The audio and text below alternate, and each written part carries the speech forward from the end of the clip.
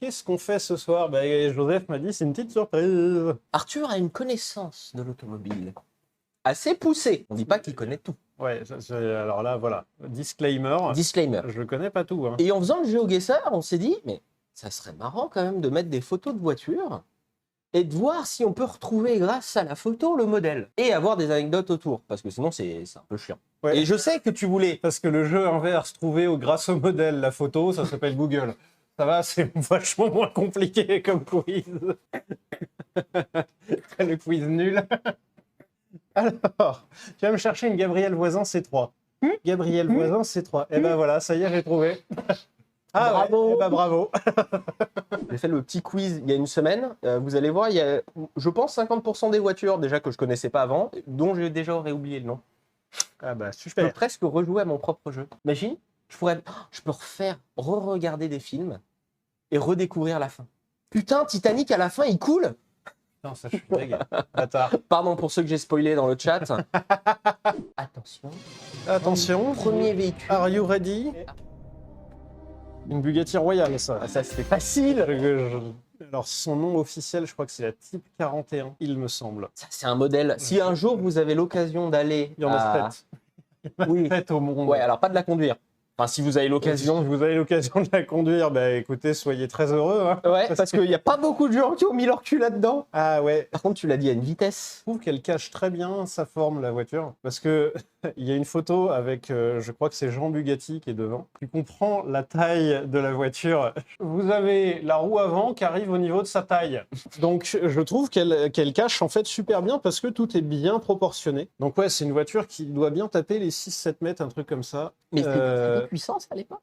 Oui, c'était surpuissant pour l'époque. C'est-à-dire quoi, Ça, ça c'était quoi? En très gros. 80, 100, 200. 210 chevaux. Ça? Oui. Alors remettons dans le contexte, on est fin des années 20. Tu lui es parce que arrivé avec ça. Coup de portière. je sais même pas, parce qu'en fait, le contexte de la création de cette voiture, c'est que Ettore Bugatti faisait déjà partie un peu du business. Il était un peu dans le game quand même des influenceurs de l'époque. Les influenceurs de l'époque, c'était les rois et les reines. Hein. On est encore à une époque Oui. où en Europe, c'est beaucoup des monarchies. Et là, c'est les archiducs, les rois, les reines, les machins. Et ils se retrouvent à table, et je crois que c'est une princesse anglaise qui lui dit « De toute façon, je ne monte que dans des Rolls-Royce parce que ce sont les meilleures voitures du monde. Il a pris un petit morceau d'ego, c'est ça » En Bugatti. Il faisait que des caisses de course, Jean Bugatti, mais il pète un plomb. Vraiment, là, Comment ça? il pète un plomb, en fait. On est au milieu des années 20, un truc comme ça. Et il pète un énorme boulard en se disant, de toute façon, Ah ouais. je fais les meilleures bagnoles du monde. C'est genre, il n'y a rien de négociable, en fait. Je fais les meilleures bagnoles du monde. Et la petite madame, là, bien mignonne avec ses Rolls-Royce de mon cul, là, je vais lui montrer, moi, qu'est-ce que c'est qu'une belle bagnole. C'est un coup d'ego à 1 million d'euros ramené à aujourd'hui. Ah non, non, c'est bien plus. C'est vrai bien plus. Ça a foutu sa marque dans la merde. Hein. Là, t'es... Bah, quand t'en vends 12. 7. 7. Il a tout conçu pour cette voiture. C'est-à-dire qu'à l'époque, Rolls-Royce avait des 6 cylindres en ligne. Et à l'époque, vis-à-vis des questions d'équilibrage et de fabrication, les plus gros moteurs, c'était des 6 cylindres en ligne. Alors, il y avait Cadillac qui avait bricolé un 8 cylindres ou un V12 ou un V16 à l'époque, mais c'est des moteurs qui tournaient tellement lentement qu'on n'arrivait pas à sortir de puissance de Mais ce ça roule truc-là. à combien ça? Ah, ça tape des grosses vitesses. Hein. C'est capable de taper du 150 et plus, et a priori même, ça taperait du 200. Hein. C'est quelle année les autoroutes en France? Pas ces années-là. Pas ces années-là. Et donc, il y a un 8 cylindres en ligne là-dedans. Alors, je connais pas les specs très précises, mais en fait, donc il fallait faire mieux que Rolls-Royce. Donc, en termes de cylindrée, c'est plus gros que Rolls-Royce. En termes de taille, tout est plus gros que Rolls-Royce. Et en termes de prix, c'est 5 fois le prix d'une Rolls de l'époque. Le châssis, moteur et châssis seul. Parce qu'il faut savoir en fait qu'à l'époque, quand on s'achetait une voiture, et surtout des voitures très haut de gamme, on achetait le châssis, moteur, boîte, pont, etc. d'un côté, et ensuite on allait la faire carrosser chez quelqu'un. Donc on achetait juste le châssis, on n'avait pas de carrosserie, et il fallait aller voir un carrossier, qui à l'époque ne faisait pas que réparer les voitures, et fabriquer le carrosse, Ouais. enfin la caisse, autour. Donc c'est pour ça que vous pouvez avoir des voitures anciennes où c'est le même modèle mais qui n'ont pas la même gueule. C'est juste parce que c'est le châssis de base qui a été carrossé par quelqu'un d'autre. Le problème, c'est qu'il sort ça à la fin des années 20. Et il se trouve qu'à la toute fin des années 20, il y a une année qui s'appelle 29. C'était pas bon d'être un investisseur en Ah, bourse à ce 29, moment-là. c'est une magnifique année hein, pour les gens, pour les puissants de ce monde. Tout le monde. Oui, c'était une mauvaise année de manière générale. Et en fait, cette voiture-là est devenue disponible en 29. Oh. Et c'est pour ça, justement, qu'il y en a eu tellement peu de vendus. Le timing de merde. Et le mauvais timing, et en plus de ça, c'est surtout, t'es un des plus grands puissants du monde. Ok, t'es un archiduc, prince, mon cul et tout ça. Tu t'achètes ça, tu vas pas rouler avec. Parce que le moindre mec qui a le truc un tant soit peu contendant, le gars, il a tellement la dalle qu'il te pète la gueule. On se passe à la suivante. Allez, vas-y. Alors ça, c'est une Sahara. Merde. Deux chevaux, Mais Sahara. putain, mais tu l'as eu direct. Donc ça, c'est une 2 chevaux, mais Sahara. Alors ça, c'est attends. une édition spécifique. Ça, c'est une Ça- 2 chevaux qui vaut 150 000 €. Ouais. On se met d'accord tout de suite. Oui, reposons le contexte. Donc là, on a une 2 chevaux. Moi, la Une 2 particularité. chevaux Sahara, c'est un truc très, très, très particulier. Tu as un moteur dans le coffre et tu as un moteur devant. Et le seul lien qu'il y a entre ces moteurs, c'est la tringlerie d'accélérateur. C'est-à-dire qu'il y a 2 boîtes? Je sais plus. Un doute. Le chat, Là, vous j'ai un savez doute. s'il y a 2 boîtes? En fait, on la reconnaît parce que là, il y a une trappe à essence ici. Pour le deuxième réservoir. Exactement, ouais. Donc c'est 2 moteurs, c'est 4 roues motrices et c'est la seule voiture à être montée sur la dune du Pilat. Ouais, il y a 2 boîtes. Donc, imaginez-vous aujourd'hui une marque de voiture qui se dit pour la pub, on va remonter la dune du Pilat. Vas-y, je vais faire de la pub. Sur la dune du Pilat, ça va être nickel. Non, Non, stop. Service com, vous arrêtez vos conneries. En Oui. vrai de vrai, si t'en as une, 135 000 balles maintenant, Jamais tu vas je m'en peut-être pas. sers. Bah, si tu vas pas faire du Jamais 4x4 je m'en avec. sers. Je la vends et je vais faire du 4x4 avec une Panda. Voilà. Oh, mais celle-là, j'étais sûr que t'allais la voir. Allez, le chat, essayez de faire des goals. C'est une ISO, non? Je te laisse un petit peu chercher quand même. C'est soit une Ferrari Inter, une ISO. Ah, mais putain, si, c'est une une Maserati A6 GCS, un truc comme ça. Non, c'est pas Maserati. C'est pas Maserati. Ferrari C'est pas Inter- Zagato, Ferrari c'est pas 166. Une Ferrari 166, c'est ça? Non, pas loin. C'est pas une Ferrari? Si, c'est une Ferrari. C'est une Ferrari. Quelqu'un là dans le chat, putain. Donc une 212, un truc comme ça. 375. Une 375 America. America, ouais. C'est... Il y a eu 6 milliards de modèles à ces époques-là. Oui, il y en a eu énormément, je suis d'accord. Ce qui m'impressionne à ces époques-là, c'est vraiment que tu as des carrossiers qui arrivaient à vendre le même dessin à plein de constructeurs. On a parlé de... c'était qui? Touring? En parlant de la DB6. Enfin, en parlant de la DB4, du coup, on parlait de la DB4, de la Maserati 3500 GT et de la Flaminia Touring. Et que, en fait, c'est quasiment les mêmes dessins. Et t'en as plein qui avaient pareil. Tu vois, t'avais Pininfarina, t'avais Scaglietti, tout ça. Ils vendaient tous les mêmes dessins à tout le monde. Et à chaque fois, ça passe. Les à mecs, chaque ils fois, étaient ça comme ça, passe. ils arrivaient. Nouveau dessin. Oh, c'est super joli, c'est Ah, sympa. Merci, monsieur Ferrari. Ah, on merci, fabrique, hein. merci. Bonjour, monsieur Maserati. Ouais, c'est. Oh, il est super joli le dessin. Et voilà. après, Salon de Paris, tous les constructeurs révèlent des nouveautés et tous les constructeurs, c'est. Mais c'est la même. Ben, c'est... Et tous les Spider-Man. constructeurs qui se retrouvent à table, on est tous d'accord pour dire qu'on s'est fait niquer. Hein. Est-ce que monsieur Farina n'aurait pas niqué un petit peu? Si, hein. Bon, bah voilà. Bon, bah on va aller chez un autre carrossier, on va voir Ouais. Zagato. Zagato. Et Zagato qui recommence la même connerie. Ça, c'est une Rolls, ça c'est sûr. Après laquelle, une Silver, oui, évidemment. Silver Cloud ou Silver Ghost. Ghost. Là, je fais un call là-dessus. C'est une Ghost. C'est la Silver Ghost. Silver Crest, il y a quelqu'un qui a mis Silver Silver Crest, qui est la marque d'électroménager de Lidl. La Rolls. Ça serait si drôle. Rolls le prendrait si mal. Ouais. Alors, ce qu'il faut savoir, et pour ceux qui ont vu le Vultec de Villebrequin, Rolls apprécie très peu les vannes autour de leur caisse en termes de design. et Oui. de Et de modification. modification. Ils sont un peu pointilleux. Ils sont pointilleux. Et sachez que vous ne pouvez pas faire toutes les configurations possibles. Ils se donnent le droit de Ils refuser. se donnent le droit de refuser, puisqu'il y avait Rowan Atkinson, qui est en plus l'ambassadeur Rolls-Royce. Et puis qui est un peu le Mr Bean. Mr. Ça Bean, pèse un peu, quoi. il tu vois, pèse un c'est- petit peu, et qui est un gros fan de bagnole et tout ça, et qui avait demandé à Rolls-Royce d'avoir le siège conducteur d'une couleur différente de celui des autres. Et ils ont dit non. Les deux sièges de devant d'une couleur différente de celui de derrière. On ok, peut vous le laisser à la limite, mais pas un siège. mais il est hors de différent. question, monsieur. Et quand tu vois la config finale avec une espèce de bleu turquoise à l'arrière et de bordeaux de merde devant, c'est dégueulasse. Ah putain, ça je la connais. Alors attends, il y a un petit logo Alpha devant, mais c'est les premières Toyota, non? Enfin, il y a écrit Toyota derrière. Mais, Comment où Ah merde. Ah.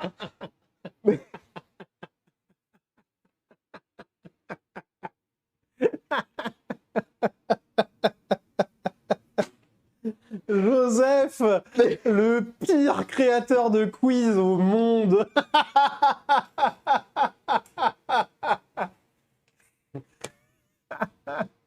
Il laisse les watermarks dedans et tout ça. Je l'avais pas vu. Et Toyota, c'est pas forcément. Ils disent Toyota? Toyoda, oui. Du nom de monsieur Toyoda, je crois. Parce que, voilà. Bien vu à Patatac 2_0, c'est bien la Toyota AA. AA. AA. Alors ça, bah, il y avait écrit AA sur la plaque, là. Ah, c'est une Tatra 11. Tatra 11, ça. C'est une Tatra 11. Mais voilà, ça. c'est Et une je Tatra vous 11, laisse ça. pendant une Allez. demi-heure avec Arthur qui va nous raconter On l'histoire va de parler Tatra. sérieusement, là. J'étais obligé de mettre une Tatra. Ah, bah ouais. J'étais Et- obligé. Et en plus de ça, c'est une des bonnes. Ça, c'est. Ouais, je rêverais d'en avoir une un jour. Ça, et Et je. il a déjà une Tatra. Alors, j'ai déjà une Tatra, mais une 603. Et je suis hyper content d'avoir une Tatra 603. Mais si un jour je peux avoir une Tatra 11. Meilleure rougalette du monde. Ah bah oui, ça c'est de la superbe rougalette. Ça. Si vous ne l'aviez pas remarqué, c'est une marque dont je suis absolument fan. Plus que la marque, c'est l'ingénieur dont je suis fan. Vous savez, Ça- ceux qui ont des posters Ferrari ou Voilà, des posters moi, j'ai des PSG, posters Tatra. Voilà. Non, j'ai pas de poster Tatra, mais. je suis sûr qu'il doit en avoir un. quelque Non. part. Non, j'ai même des dans un bouquins, bouquin. J'ai des bouquins Tatra, mais pas de poster. Donc l'ingénieur qui est derrière s'appelait Hans Ledwinka. Très rapidement, l'histoire. Donc c'est une des plus vieilles marques automobiles au monde, puisque la marque, elle commence en 1897 sous le nom Nesselsdorfer, qui est un fabricant de carrosses. Alors, à la toute base, c'est un fabricant de tonneaux pour mettre la vinasse, la bière. Oui, les bah, tout à fait, mais machins. je vois pas le lien entre Après, le tonneau et le carrosse. ils ont fait un swap parce qu'il y avait travail du bois et travail de l'acier. Donc, ils ont fabriqué des carrosses et des wagons pour les trains. Et au bout d'un moment, ils se sont dit, tiens, le wagon, si on y colle un moteur, ça devient une bagnole. Eh, pas con, hein? Et ils embauchent un des gars qui travaillait dans les wagons. J'ai vu quelqu'un qui a mis la Tatra 603, c'est moche. Comment on kick les gens? Non, voilà. Comment on vanne Ne dites pas ça, par pitié. Bah, c'est pas la plus jolie des Tatras. C'est pas la plus jolie, mais on s'en branle de l'esthétique. Ok. Et donc, il recrute un mec qui travaille dans les wagons, qui s'appelle Hans Ledwinka, qui commence à bosser sur une voiture, qui chope un moteur Daimler. Donc Daimler du nom de Daimler-Benz. Alors, l'association Daimler-Benz n'était pas encore faite à l'époque. Et donc, il chope un moteur Daimler qui était un monocylindre. Et il regarde un peu le bordel. Eh, mais il y a moyen de faire mieux. Et il fait le truc mieux, il fait une bagnole, il fait une caisse de luxe, entre guillemets, et en 1897, il sort la première voiture qui s'appelle la Tatra President, qui ressemble vaguement à une voiture. Le machin tape une top speed à 82 km/h. Pour rappel, la Oui, à première l'époque. voiture qui passe les 100 km/h, c'est en 1899, et c'est un proto, c'est pas une voiture de série. Là, il sort une voiture de série, encore une fois, hein, une présidente, il y en a eu 15 de sorties globalement. Hein. Et il sort une caisse de série qui tape les 82 km/h. Truc de ouf. Ensuite, ils ont travaillé donc, sur pas mal de modèles, et je crois que c'est en 1912 où ils essayent un prototype dans les montagnes. Alors les montagnes en Slovaquie, pardon, et en République tchèque, il y a une chaîne de montagnes qui s'appelle les Tatras. Et à un moment, ils essayent un camion qui est doté de roues indépendantes. Tiens, Oh, on un dirait truc quelque chose. qui facilite un petit peu en franchissement et tout le bordel. Et en fait, il y a un berger qui croise une bagnole à un endroit où il n'a jamais vu une bagnole. Et il dit, vous devriez appeler Tatra votre truc parce que genre c'est incongru que ça arrive à cet endroit-là. Et en fait, sur le proto, il peigne Tatra sur le côté. Et au bout d'un moment, ils se disent, en fait, c'est plus stylé que Nesselsdorfer. C'est peut-être plus facile pour la com. Ouais, et en fait, du coup, ils ont renommé la marque Tatra. Pour le coup, il y a plein d'histoires. Hans Ledwinka a quitté Tatra 2 fois de suite. Donc, il a quitté Tatra pour aller travailler chez un autre constructeur. Je ne me rappelle absolument plus le nom. Ensuite, il revient travailler chez Tatra. Il requitte Tatra. Il est allé travailler chez Steyr, donc Ster, qui est aujourd'hui Sterpuch, Sterpuch, ouais. Qui Un fait des- Steyr pour. Steyr Comme Push, ça qui dit à fait l'autrichienne. d'ailleurs des petites pandas 4x4 et des classes G. Qui fait aujourd'hui encore des classes G, qui fabrique des carrosseries. Et donc chez Ster, il lui demande de travailler sur un prototype de voiture populaire. Et en fait, Ledwinka, il se trouve qu'il a un cousin qui travaille. Donc le frère Non, et ami avec ce cousin, justement, travaille aux États-Unis dans une entreprise qui travaille sur le galbe et le rivetage des tôles. Et il se trouve que cette entreprise a travaillé sur une voiture qui s'appelle la Chrysler Airflow, qui a été dessinée par un monsieur qui s'appelle Paul Jarret. Et Paul Jarret, qui est un aérodynamicien et qui travaille à mort sur les formes streamline. c'était le début Donc, de l'aérodynamisme dans les de voitures. l'aérodynamisme dans les années 30. Et en fait, Ledwinka, donc le cousin, travaille là-dessus, en parle à son cousin, et son cousin trouve ça ouf. Et donc commence à fabriquer des carrosseries streamline sur des moteurs à plat, refroidis par air, sur des architectures de roues qu'on appelle des swing axles. Ça commence à me dire quelque chose. Et il commence à travailler là-dessus chez Steyr. Il laisse vite fait les plans À traîner. Lui, il rentre chez Tatra. Il travaille sur une voiture qui s'appelle la Tatra V570. Ça, Villebrequin en a déjà parlé. Et en fait, qui le remplace chez Steyr? Eh ben, il y a un petit monsieur qui s'appelle Ferdinand Porsche. D'ailleurs, montre peut-être depuis ton téléphone le proto, qu'on se Le mette proto, d'accord. ouais, la V570. Tatra avait laissé Monsieur négligemment. Ledwinka, voilà, il a travaillé chez Tatra, il a fabriqué ça. C'est un moteur à 4 cylindres à plat, refroidissement à air. Le 4 cylindres à plat, il est monté en porte-à-faux arrière. Tout le châssis, il est monocoque, enfin c'est une monopoutre même. Ça ressemble quand même Ça vachement, ressemble quand hein. même, hein. Oh bah dis donc. Pour Et, synthétiser, à la fin, qu'est-ce qui s'est passé? Alors à la fin, il y a Tatra qui a sorti la T97, donc dans le milieu des années 30, je crois en 35 ou 36. Ils sortent la T97 qui ressemble curieusement à une Cox. Hein. Pas très longtemps après, il y a Volkswagen qui sort la KDF. La voiture du Ça, peuple. c'est le parti. On a le droit de le dire, Non. ce mot-là? Non, Donc, non. le parti du petit moustachu, machin, sort la KDF. Et en fait, la Tatra ressemble. Enfin, la KDF ressemble tellement à la Tatra ou la Tatra ressemble tellement à la KDF qu'au salon de Berlin, le petit moustachu, il interdit Tatra d'exposer cette bagnole. Il dit ça, non. Ça va se voir. Ouais, ça va se voir là. Et en fait, après, il y a la guerre. Hein. Et après la guerre, il y a Tatra qui dit oh, bah dis donc. Excusez-moi. On nous a quand même chouré des plans, et après, pendant la guerre, on nous a dit de fermer nos gueules. Mais là, maintenant qu'on peut l'ouvrir, on nous a chouré des plans, là. Et il y a Volkswagen, ils font... Oui, Ils ont je le paye. Ils ont pris le carnet de chèques, ils ont fait. Ils ont dit, combien tu veux combien, frérot? Vas-y. Tu veux combien, frérot? Et en fait, Volkswagen, ils ont payé. Genre, il n'y a pas eu d'appel, il n'y a pas eu de machin. Ils ont payé en sachant très bien que Volkswagen, ils allaient vendre à l'ouest et qu'à l'ouest avait le droit de faire de la pub dans tous les sens et tout ça, et que Tatra, eux, à l'est, ils allaient avoir l'économie contrôlée par les soviétiques et tout le bordel, et ils n'allaient pas leur faire une mauvaise pub ou ils n'allaient pas leur faire de la concurrence. Et c'est ce qui a permis à la Cox de pouvoir s'exporter aux États-Unis avec leur super système de marketing qui était à l'époque un peu en avant, pour ceux qui connaissent les Cox, et que Tatra s'est retrouvé un petit peu... Tatra, eux, ils ont été muselés, en fait, tout simplement. C'est le parti soviétique, enfin, le parti communiste, en fait, a ordonné la production. Et dès l'après-guerre, ils ont dit, alors en République tchèque, il y a Skoda, ils font des bagnoles, et Tatra, ils font des voitures et des camions. Il Nous, on aime bien les voitures. il peut pas y avoir de concurrence. Donc Skoda, tu fais des bagnoles, Tatra, tu fais des camions. Fini. Et en fait, au bout d'un moment, Tatra a quand même fait des voitures. Ça, on fera peut-être une histoire à un moment de la C33, parce que là, il y a moyen de dire beaucoup de choses sur Tatra. Là, on n'était même pas à la moitié de l'accélération sur Tatra. Même pas la moitié de l'accès. Prêt? Ouais, vas-y. Attends, je me rappelais même pas que j'avais mis celle-là. Ça ressemble typiquement à une grosse américaine, genre une Chrysler New Yorker, un truc comme ça. Des années 50. Ah, ça y est, c'est bon. C'est une New Pardon, Yorker, je me hein. rappelle. Non, ah, celle-là. Ou alors c'est une de Ne l'âge. regarde pas le chat, ou alors parce que le chat l'a eu direct. Ou alors c'est une de l'âge ou de la haie, un truc comme ça. Non, tu regardes pas Pixar. Ah putain non. Ah oui. Ah, c'est une Hudson Hornet. C'est le doc. Ouais, c'est le doc, c'est la Hudson Hornet. D'accord. Ah, GG le chat. Ils sont au taquet dans le chat. Hein. Bah, il y a des fans de Cars. En même temps. T'étais allé voir Cars quand il était sorti? Non, je l'avais regardé pour mon mari, Luc.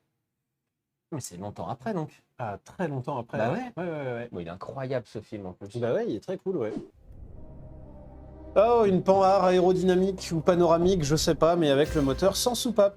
Et c'est justement le petit moment C'est une où aéro... on va pouvoir faire, et c'est pour ça que j'ai mis la deuxième caméra là-bas, un petit dessin pour expliquer ce que c'est qu'un moteur sans soupape. Non? Ah, il faut que je dessine un moteur sans soupape, ouais. Yes. Alors, sur un moteur conventionnel, vous avez le piston qui est ici, l'axe de piston, la bielle, le manivelle, le vilebrequin qui est là. Là, vous avez l'axe de rotation du vilebrequin et tout ce bordel tourne. Vous avez tout ça qui coulisse dans un cylindre. Enfin, ça, c'est le bloc moteur, en fait. Là, vous avez une démarcation. Là, il y a le joint de culasse, ma bonne dame, ici. Elle aurait dû prendre une japonaise. Et là, ensuite, posé dessus, vous avez une culasse avec des soupapes. Donc là, je fais un moteur carrément moderne, hein, parce qu'on a les soupapes en tête, mais on n'a pas forcément les soupapes en tête. Vous avez une tubulure qui est ici. Là, on va dire que c'est l'échappement. Prout, prout, prout.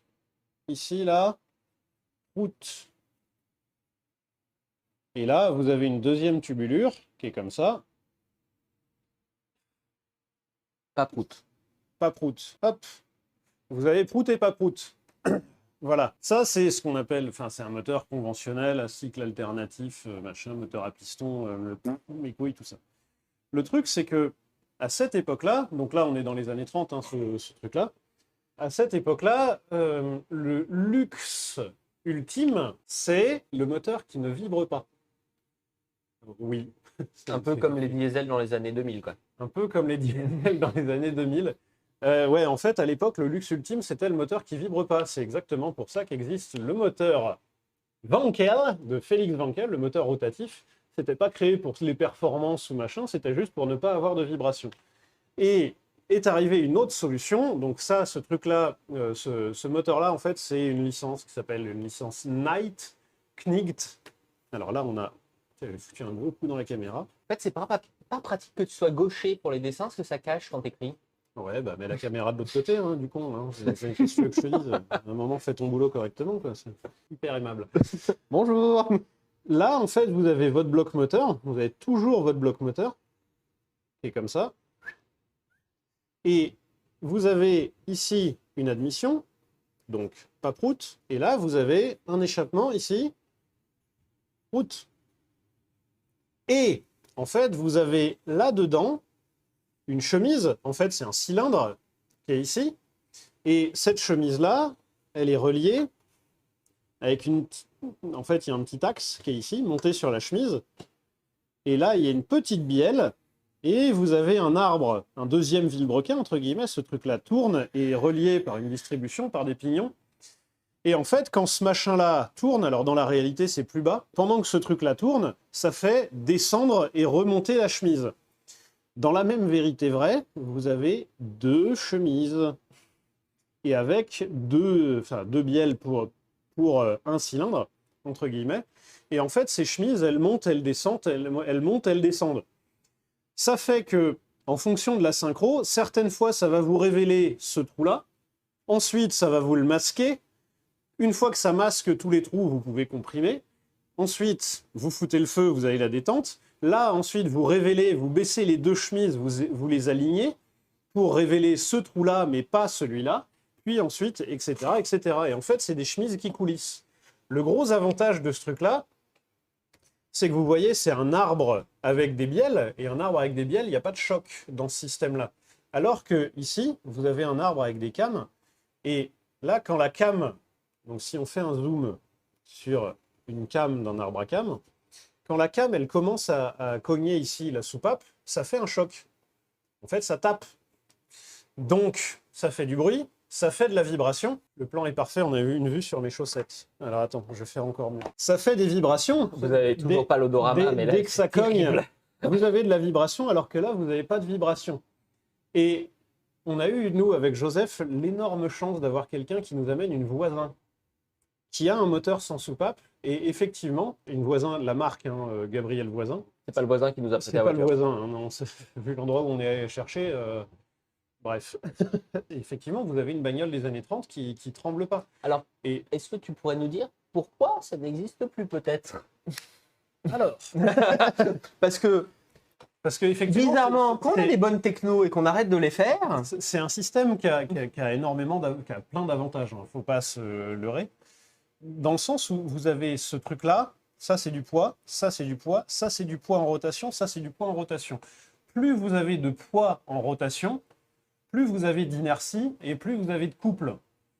Et le couple, bah, c'est bien, c'est ce qui fait que les moteurs sont souples, c'est ce qui fait que les moteurs sont... c'est ce qui donne la volupté. C'est ce qui donne le gras et Ouais. la volupté, la souplesse du moteur. Et là, vous aviez beaucoup de couple.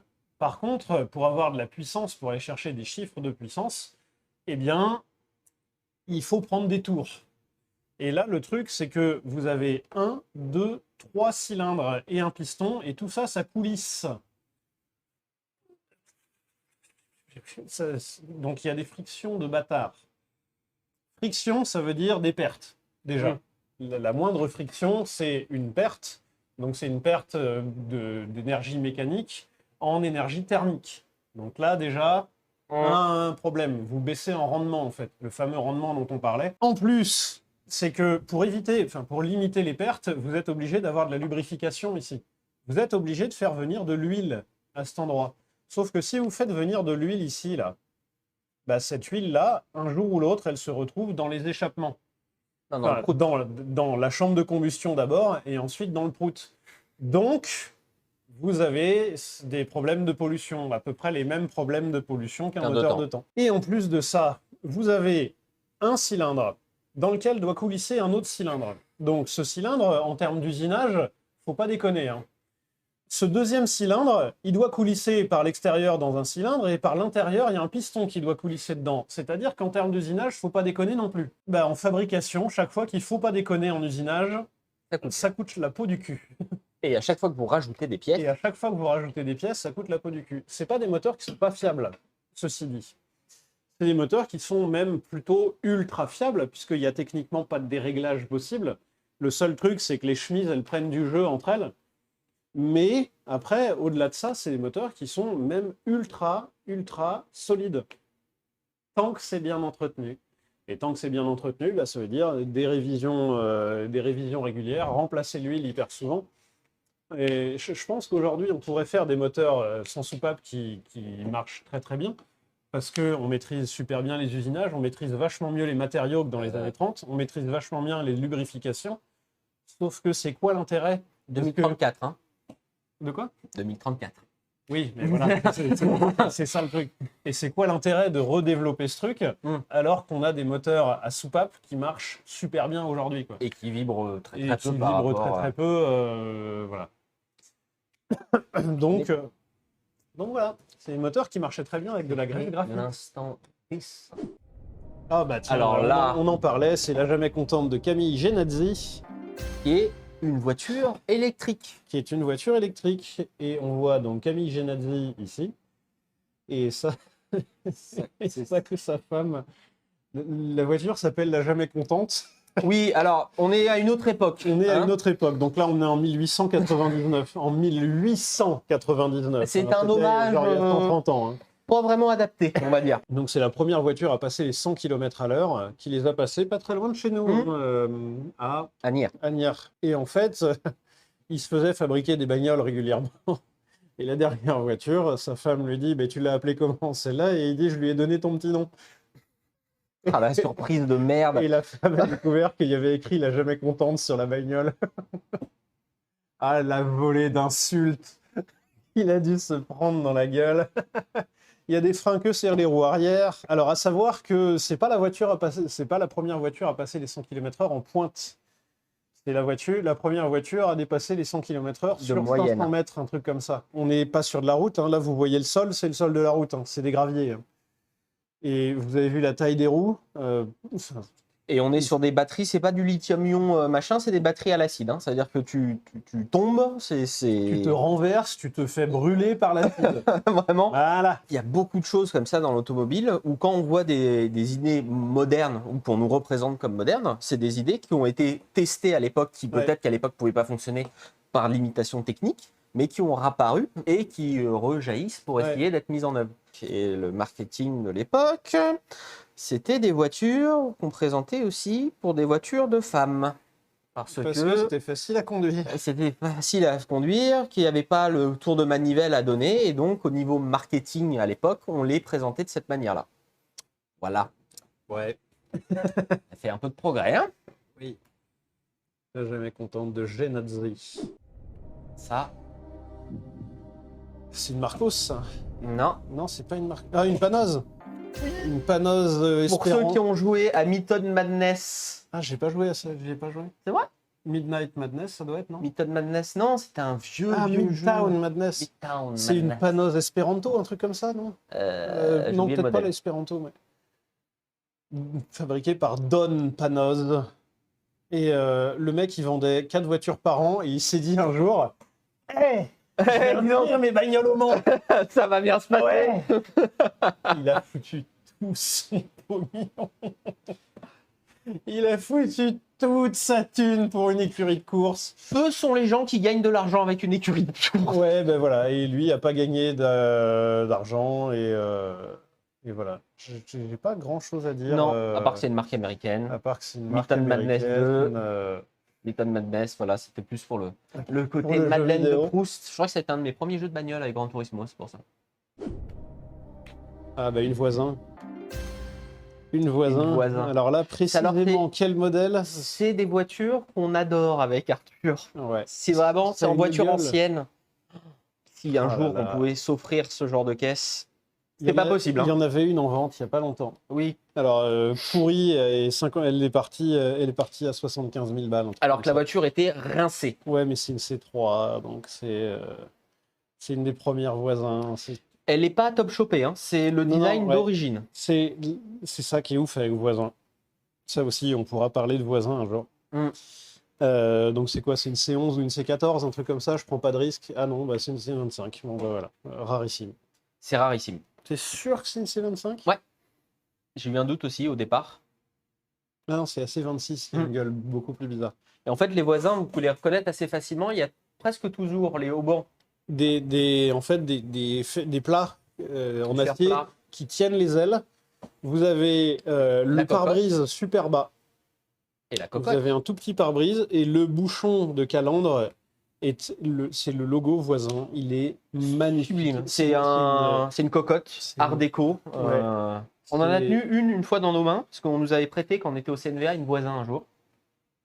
C'est pour ça que je l'avais mis, c'était pour raconter cette anecdote-là. D'accord.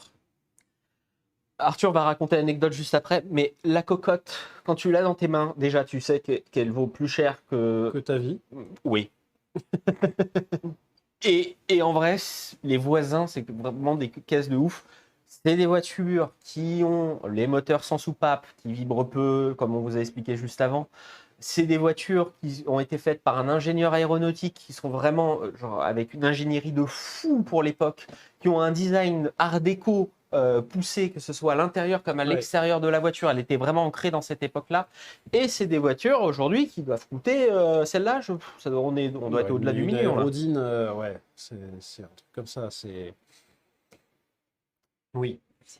Ouais, il y en a pas beaucoup. Je vais raconter le début de Vraiment l'anecdote, pas Arthur enchaînera. Quand on était au CNVA, en fait, la La tradition, tradition. c'est de donner un nom à chaque promo, choisi par les gens de la promo, et on essaye de faire la photo de la promo avec la voiture ou Une l'élément en voiture rapport. représentative Ouais. du nom de la promo, en fait. Et donc là, c'était Gabriel Voisin, Donc, c'est le nom de l'ingénieur qui est derrière ces voitures-là. donc il nous fallait une Voisin. Sauf que Va trouver ça. ça se trouve pas sous le sabot d'un cheval. Va trouver ça, mon gars.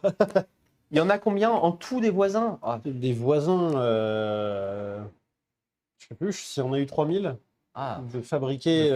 Aujourd'hui, il doit en rester 2000, même pas, je même pense pas, pas. hein, je pense qu'il en reste un petit millier aujourd'hui, Ouais. des voisins, tout modèle confondu. Tout modèle confondu. C'est-à-dire que là, vous avez la C25 qui est une des dernières voisins. Donc ça, on est dans quelles années à peu près? Là, on est années 30, on est au milieu des années 30. Mm. Et en fait, vous êtes donc là vers la fin de voisins. Et donc, c'est 25. Le 25, ça veut dire que c'est la 25e itération. Il y a eu la C1, C2, C3, C4, machin, blablabla. Et donc, 25. Pour la photo de classe, on en cherche, et quelqu'un nous met en relation avec un propriétaire de voisin qui est d'accord de nous prêter la voiture. Donc on s'y rend avec Arthur. C'était à combien de temps de Paris? Une heure et demie, non, 2 attends, heures. on a pris des bouchons. Ouais.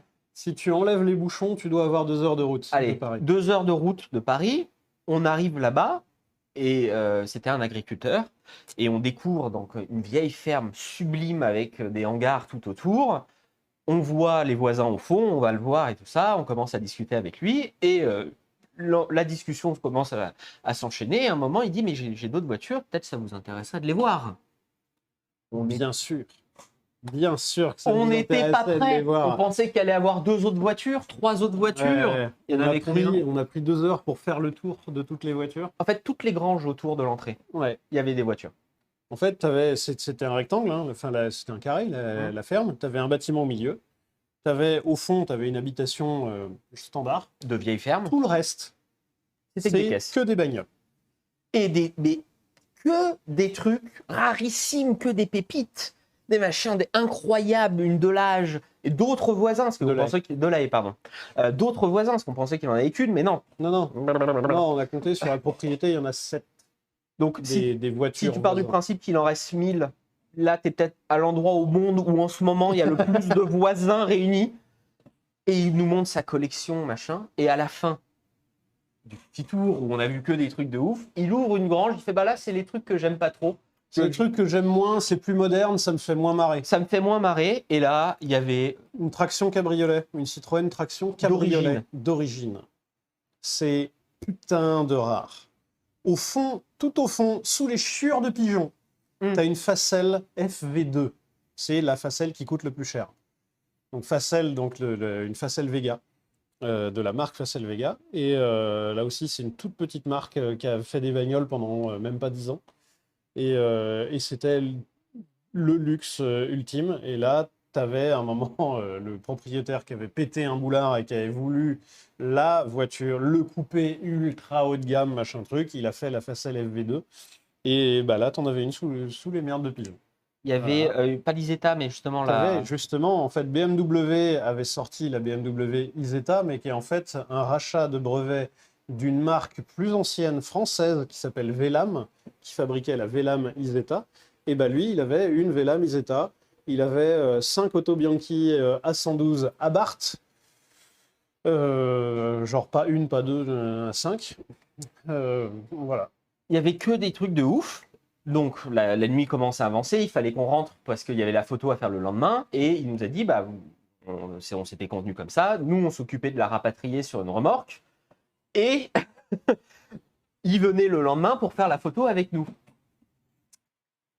La voiture qu'il nous a prêtée coûte plus cher que la fabrique auto et que nos maisons respectives. et que beaucoup d'appartements Non, parisiens. On a regardé, non, c'est 300... Alors, par place de parking parisienne. Pardon. 300 ou 400 000. En la tout cas, voiture. suffisamment cher pour qu'on se chie dessus pour le transport, vraiment. Pour l'anecdote, Quand on il a a chargé monté. la voiture sur une remorque qui doit coûter entre 4 et 5 000 balles, et on a tracté ça avec mon autre BMW que Le j'avais vaisseau acheté amiral. 1200 balles. Il y Non, a- je l'ai pas, c'était pas Non, le vaisseau c'est pas le vaisseau c'était la amiral, bleue. c'était la bleue. C'est une 523i break que j'avais acheté 1200 balles. On lui met les rampes et on lui dit ça vous embête pas de la charger parce que nous on voulait pas abîmer la On voulait voiture. pas lui abîmer sa Putain, bagnole. il a mis la première. Il a accéléré, il a lâché Je me suis l'embrayage. mis devant, et puis en fait, j'étais prêt à le guider, va un peu à droite, va un peu à gauche. C'était pas dans son idée. Ah, lui, le projet, c'était pas ça. Hein. Allez, Ah, on monte. il est parti à fond de cale. Putain, Il est monté. j'ai vu une calandre de voisins se rapprocher si vite de ma gueule. J'aurais pu être écrasé par J'aurais une pu... voisin. Mais quel plaisir. Mais quel bonheur de me faire éclater la gueule par une voisin. Donc on charge tout ça, on se met en route pour rentrer et on a fait, je pense, le voyage où on a le Alors, plus regardé. En tant que propriétaire de BM, j'ai rattrapé tous les clignotants non mis par les propriétaires de BM pour 10 ans. Et tous les rétros non checkés, Ah de la tous les Parisiens. On n'a jamais... Tout le voyage, on n'a pas parlé, on était comme ça. Ouais, vraiment, il y a eu Elle bouge là, 20 minutes. elle bouge. Les 20 premières minutes de trajet, on ne s'est pas parlé avec Joseph. Et on s'est arrêté 3-4 fois pour vérifier les sangles. C'est bien, ouais, on resserre. On vérifiait les rétros. À chaque intersection et tout le bordel, on vérifiait les rétros. On avait clignotant, on avait machin. C'est parce que c'est vraiment, au-delà du prix de la voiture, c'est des voitures rarissimes. Ouais, c'est Et surtout ça. Certes, oui, ça vaut 330 000 balles, mais tu la pètes, il n'y en a pas d'autres. C'est surtout ça. C'est le des truc. voitures, enfin, elles sont arrivées jusqu'à nous. Et c'est quelque chose qu'on dit souvent avec Arthur, et encore plus, alors là, c'était pas le cas, mais pour les avant-guerres, avant Première Guerre mondiale, pour toutes les anciennes, les voitures, elles ont survécu certaines à 2 guerres mondiales. Si c'est toi qui la pètes, C'est-à-dire que tu es plus destructeur que 2 guerres mondiales. Et ça, c'est pas bon. Ça fait pas plaisir à l'ego, ça. donc on est rentré, et arrivé à l'école, on s'est dit, en vrai, et je crois que sur ça, on s'était mis d'accord sans avoir parlé avant, Oui, on la décharge pas, il la déchargera. c'est le papy qui la déchargera. Vraiment, nous, on veut y toucher le moins possible à la voiture. C'est parce que c'est des raretés, en fait, les trucs. Vraiment, c'est des putains de raretés. Et c'est des voitures, elles sont belles à l'intérieur. Il y a C'est toujours des magnifique, tissus art déco. C'est des voitures qui étaient fabriquées main à peu d'exemplaires, que les gens pouvaient vraiment avoir une personnalisation. Tu sais, Ouais. on Tu est avais sur des des, intérieurs qui étaient faits par Hermès. on est sur des objets d'art, vraiment. Fabriquait des intérieurs.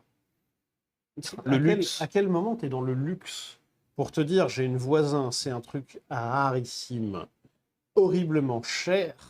Et en plus de ça, tu te dis, je vais la faire appel Hermès. Appel Hermès, Demande-lui un de me petit faire tissu, là, l'intérieur, ouais. s'il te plaît. Voilà.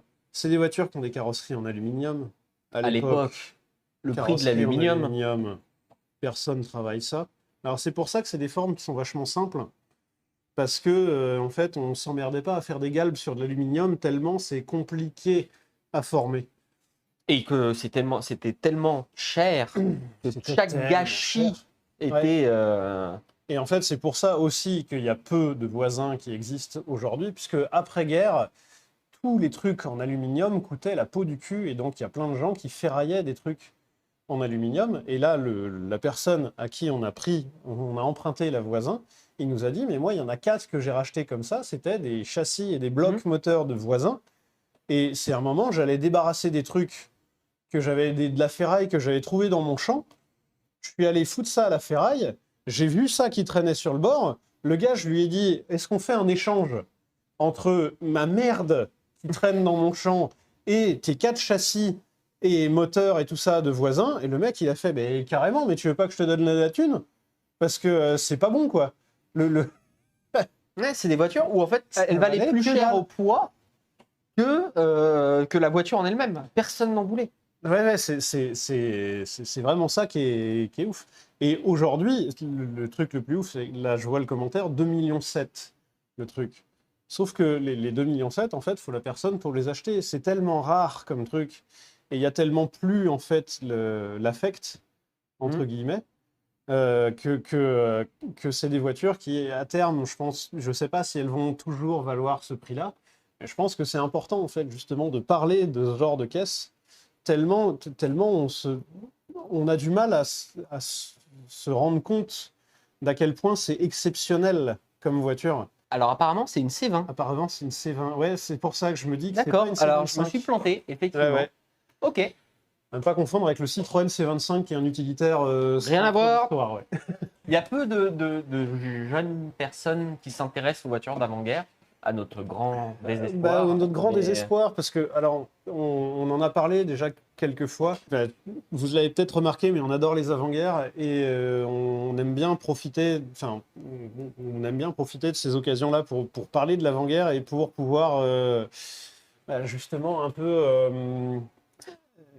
Les mettre en avant, parce que là, on vous présente que des modèles incroyables que aucun d'entre nous ne pourront même approcher tellement c'est cher. Mais dans les avant-guerres, il y a des voitures à bas prix. Alors, je ne vais pas dire très bas prix, parce que, pas non plus, mais il y a vraiment tous les budgets dans les avant-guerres. Et tu peux, quand tu veux, par exemple, te prendre une GTI, GTI un une peu 205 GTI. 205 GTI, et bah pour le prix d'une 205 GTI, tu as beaucoup, voire pour la moitié du prix maintenant, ou le quart du prix même aujourd'hui, tu peux avoir des avant-guerres où tu vas pouvoir trouver les pièces plus facilement. Ça va être un autre délire dans l'utilisation de la voiture, mais c'est des voitures qui sont incroyables, ne serait-ce qu'à conduire, tu as des C'est sensations super cool à différentes. conduire. Tu as un contact avec la roue complètement différent, et là on essaye de pouvoir mettre en avant ces voitures qui sont amenées peut-être à disparaître, j'espère pas, mais qui sont folles par leur histoire et par leur ingénierie. Ouais. C'est des voitures où à l'époque, vraiment, on sent... Chaque marque Voilà. avait une ingénierie propre. Chante les mecs, alors on va pas faire, ils se sont sortis les doigts du cul, c'est pas ça, Non, c'est vraiment, ils étaient en train de se Et dire... pour le coup, il n'y a pas de comparaison à avoir en disant ouais, ils étaient plus intelligents à l'époque parce que machin, parce que truc. Non, ils Non. n'étaient pas plus intelligents. Ils avaient juste d'autres moyens techniques. Ils avaient d'autres alliages, d'autres contraintes de fabrication et tout le bordel. Mais par contre, il y avait vraiment chaque marque qui avait sa patte. Ouais. C'est un truc de ouf. Aujourd'hui, tu me dis une Ariès, qui est une marque de l'avant-guerre, et bah, tu sais qu'il y a un arbre à cam en tête dans les années 30. Tu me dis une Salmson, c'est un double arbre à cam en tête dans les années 30 aussi. Et c'est un double arbre à cam en tête avec un couple conique pour l'entraîner. Tu sais, parce que c'était la spécificité. Vous voyez, on a parlé de Panhard-Levasseur et on a parlé de Voisin, et ben on sait que c'est des moteurs sans soupape. Et c'est une époque où en fait on n'avait pas encore verrouillé toutes les technologies. On se disait pas, cette technique-là, c'est la bonne pour ce qu'on veut. En fait, on explorait. Et chaque constructeur pouvait coller un peu à ses idées. Et ça ne voulait pas dire qu'il y en avait une qui était mieux, une qui était moins bien. C'était des idées qui étaient différentes de chaque. Chacun avait un fonctionnement différent qui correspondait plus ou moins à une utilisation. Mais il y a encore cette griffe, cette patte qui est vraiment ouf, en fait. Et quand vous conduisez une avant-guerre, vous ressentez tout ce truc-là. Et dans l'ancienne, en fait, il y a un truc qui est dommage, c'est que vous lisez des magazines ou des essais d'anciennes, et un truc qui revient souvent dans les voitures anciennes, années 70-80. Tu lis les magazines d'anciennes? De temps en temps, oui. D'accord. C'est que de temps en temps, il y a, dans l'article, il y a écrit « Ouais, c'est une ancienne, mais qui se conduit comme une moderne ». Qu'est-ce que je m'en fous, en fait? Pourquoi j'achète une ancienne? Si je veux un truc comme une moderne, j'achète une moderne, en fait. Au-delà de ça, c'est surtout pour vraiment, quand tu arrives avant-guerre, tu as des sensations de conduite qui sont drastiquement différentes. Ouais, et c'est vraiment ça, parce que là, on a, pour exemple, je sais pas, la Volvo Amazon qui est garée juste à côté. Si tu sais comment conduire une bagnole, tu sais comment conduire une Amazon. Alors, les commandes d'essuie-glace sont pas au même endroit, le chauffage, c'est un peu bizarre et tout ça, mais globalement, ça se conduit exactement pareil. La boîte de vitesse est synchronisée, il y a du couple, il y a de la puissance, voilà, il y a 4 vitesses, il y a un embrayage et machin. Tu prends une avant-guerre, c'est une autre expérience de conduite. Tu conduis autre chose. Et c'est ce décalage qui est ouf, en fait, avec les avant-guerres. C'est ça qui rend le truc drôle. Et tu vas regarder les performances, ah bah ouais, ça va qu'à 80. Mais frérot, va à 80 dans une avant-guerre, tu vas voir. On vous présentera un jour la 34. En vrai de vrai, j'ai pris une fois, c'est avec toi, on a pris 120 avec. Ouais. T'as l'impression d'être à 300. Peut-être un peu à la bourre pour prendre un ferry.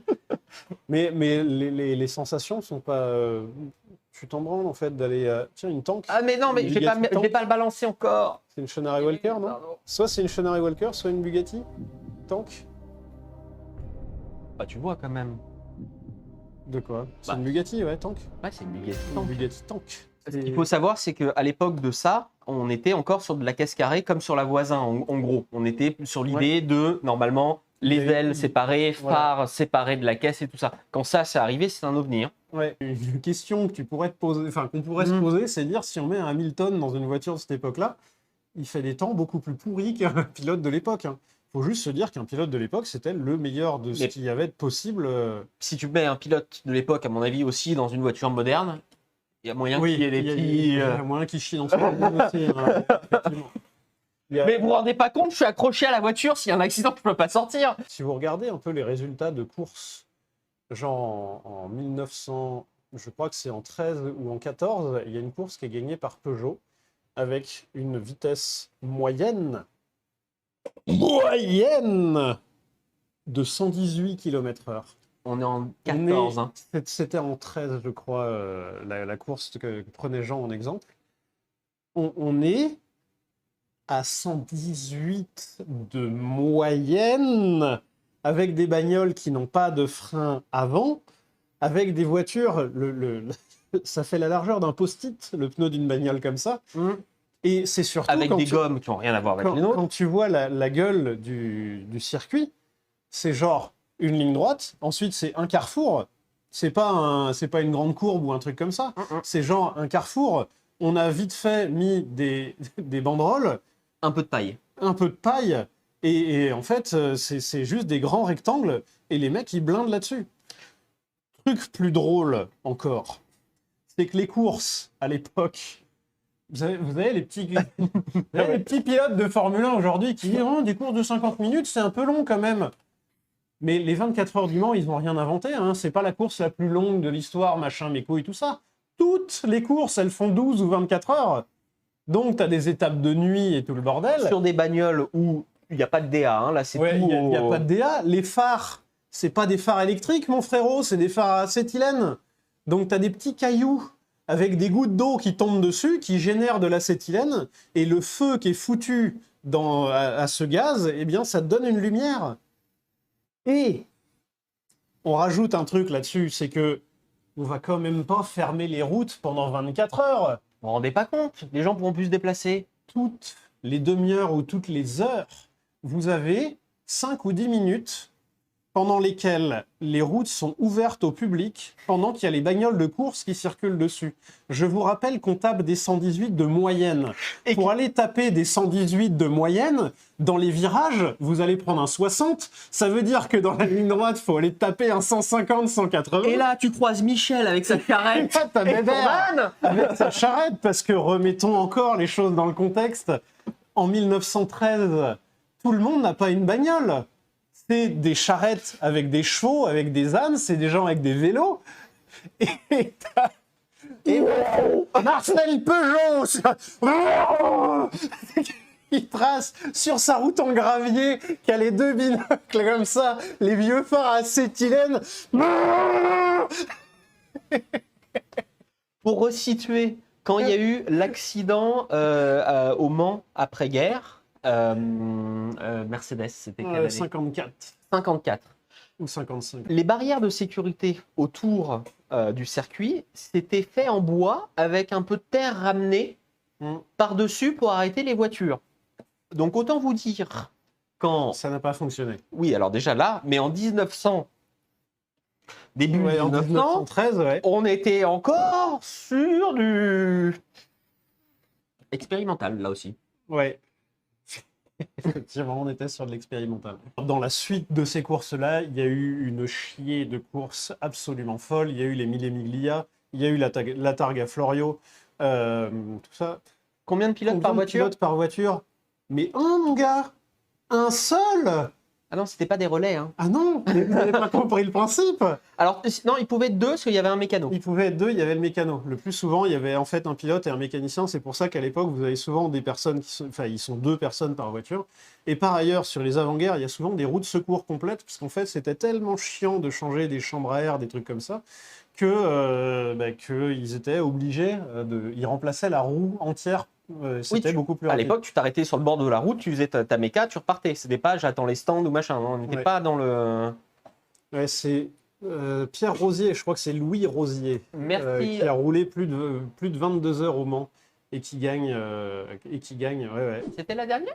Super. Attendez, je vais vérifier. Pardon. Super. Super, bah bravo. Super C'était pour la dernière. caméra. Et bah voilà, parfait. À bientôt. À bientôt. Ciao, ciao.